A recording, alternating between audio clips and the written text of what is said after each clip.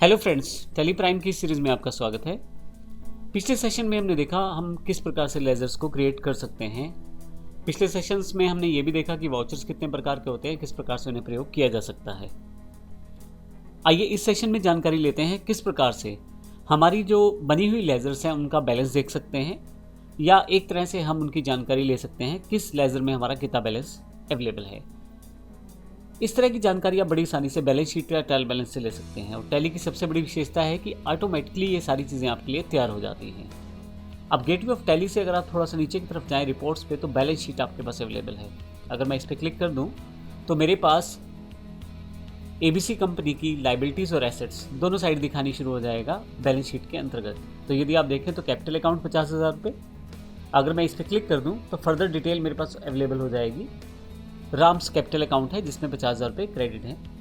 Escape, फिर से वापस आने के लिए एस्केप दबा सकता हूँ। और अगर मैं नीचे की तरफ करंट लाइबिलिटीज़ पे क्लिक करूँ या एंटर प्रेस करूँ तो सन्ड्री क्रेडिटर्स की जानकारी है 12,000 रुपये।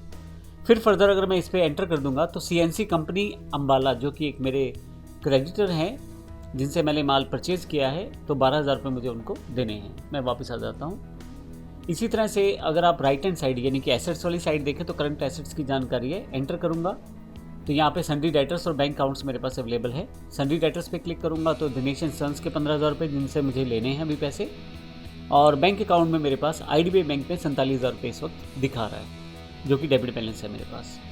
अगर मैं फिर से वापस आऊँ तो ये पहला तरीका है, आप बैलेंस शीट से चेक कर सकते हैं इन्फॉर्मेशन। आपके पास यहाँ पे डिस्प्ले मोर रिपोर्ट्स का ऑप्शन भी अवेलेबल है, जहाँ से आप और अधिक जानकारी ले सकते हैं अपने लेजर के बैलेंसेस की। यदि मैं डिस्प्ले मोर रिपोर्ट्स पे क्लिक करूं तो मेरे पास ट्रायल बैलेंस का ऑप्शन अवेलेबल है अकाउंटिंग में।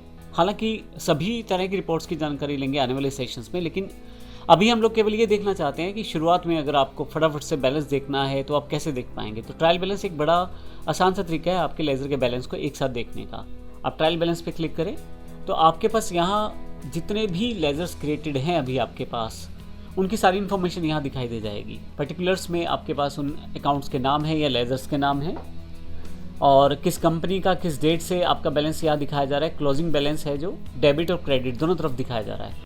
तो सबसे पहले यहाँ जो लेजर है वो कैपिटल अकाउंट है, जिसमें 50,000 रुपये का मेरे पास यहाँ क्लोजिंग बैलेंस है। अगर मैं इसको एंटर कर दूँ तो देखेंगे राम कैपिटल है, और अगर फिर फर्दर एंट्री कर दूंगा तो मैं यहाँ से उस पर्टिकुलर डेट या एंट्री डेट पे भी जा सकता हूँ जहाँ पे इसकी इन्फॉर्मेशन डाली गई, या वाउचर डेट तक भी जाया जा सकता है। मैं बैक आ जाता हूँ यहाँ से।